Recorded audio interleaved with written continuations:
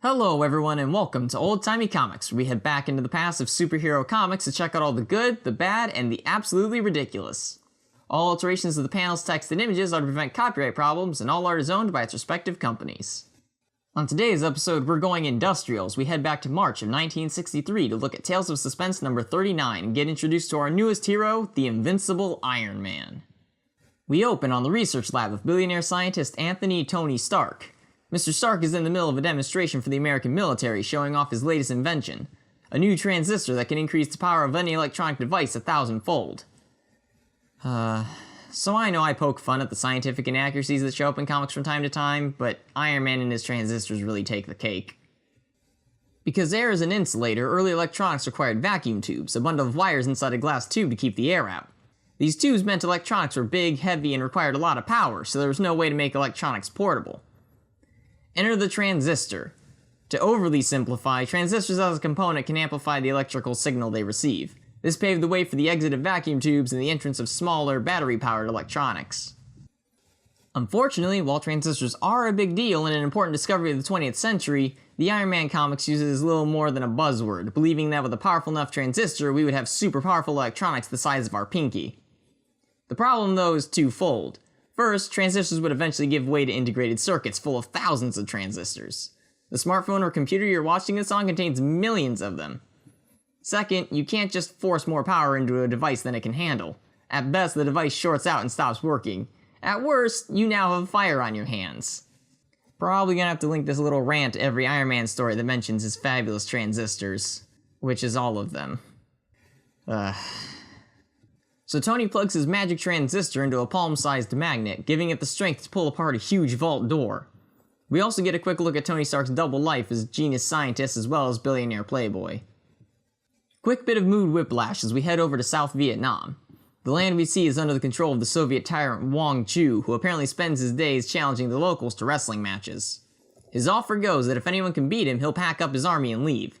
Though, honestly, that looks more like a judo match, and does anyone really expect someone like Wong Chu to follow through on leaving if he loses? Stark is also in South Vietnam for the testing of his transistors in actual combat and to repair them if necessary. Unfortunately, Tony hits a tripwire and gets blown the heck up. Tony's body is recovered by Wong Chu's men, who reveal that there's shrapnel lodged in his heart and he won't live much longer than a week. Of course, this is all told between Vietnamese characters who speak to each other in broken English. Yeah. That's not racist at all. Once he's on his feet, Wong Chu supplies Stark with a workshop and tells him to get to work building weapons for him. He also provides Dr. Yinsen to Tony as an assistant. After Wong Chu's out of earshot, Tony lets Dr. Yinsen in on his true project of building a metal chest plate that'll somehow work to extend his life, and a powerful suit of armor to go with it. As the two eventually finish their work, the proximity alarm they also set up goes off. Dr. Yinsen goes running out of the room to buy Tony some time just to be quickly and unceremoniously gunned down. But not before the armor's transistors are fully charged. No, guys, they're transistors, not capacitors or batteries. They don't hold a charge. Not that this will be the last time they say that, oh no. But now, we see the rise and then, fall of Iron Man. Tony apparently isn't clumsy, it's just that somehow the armor's movements are hooked up to his brainwaves, and he's still getting used to that. Sure. Stark has no time to rest on his laurels, though, as Wong Chu and his men are banging on the door that Yinsen somehow locked before he went running out to get himself killed. Never mind not resting, I guess even with an evil tyrant trying to bust his way in, Tony still has time for an existential crisis over having to wear the armor for the rest of his life to keep himself alive. After he finally manages to pull himself together, Stark hides himself using a couple of suction cups in his transistor-powered air pressure jets. Hope the Soviets don't decide to look up when they realize Stark isn't there. Once Wong Chu and his men leave, Tony decides for some reason that he needs to disguise himself using a trench coat and hat, because apparently that's all you need to make a larger character unrecognizable. It seems that even though Stark has gone missing, Wong Chu can't be bothered to look for him and instead goes back to challenging the locals for sport when he's suddenly challenged by someone off-panel. Surprising nobody, the challenger is Iron Man, who immediately removes the disguise. I mean, what was the point? The outfit would have given away that he wasn't a local, so it's not like he could use it to sneak past the guards. Was it just a surprise to the reader? But we saw him deciding to don the outfit, so it isn't a surprise to us either. As the fight begins, Iron Man decides to end it quickly and simply tosses Wong Chu aside like yesterday's garbage. Wong Chu immediately orders his men to fire on Iron Man. See? I told you he wouldn't follow through if he lost. As the small arms fire fails to pierce Iron Man's metal chassis, the soldiers resort to using bazookas, but a transistor-enhanced magnet puts an end to that idea. Wong Chu flees as Iron Man gives chase before being blocked by a locked door.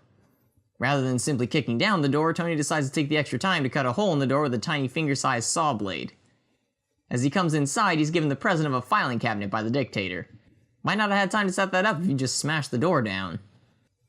Wong Chu takes advantage of the distraction to take off again. Iron Man decides he's had enough and loosens a lubricating apparatus to spray oil over to the nearby ammo dump, which is conveniently labeled in English, before he sets it alight, causing an explosion that levels the area, leaving Tony satisfied that he's now avenged Yinsen's death. Thank you so much for watching. If you enjoyed the episode, please like and subscribe to show your support, or check me out on Patreon to truly help the show to grow. Have a character or story you'd like to see covered in an episode? Let me know in the comments. If you want to check out any stories for yourself, you can either purchase them digitally or through a subscription to Marvel Unlimited. And stay tuned for the next episode of Old Timey Comics.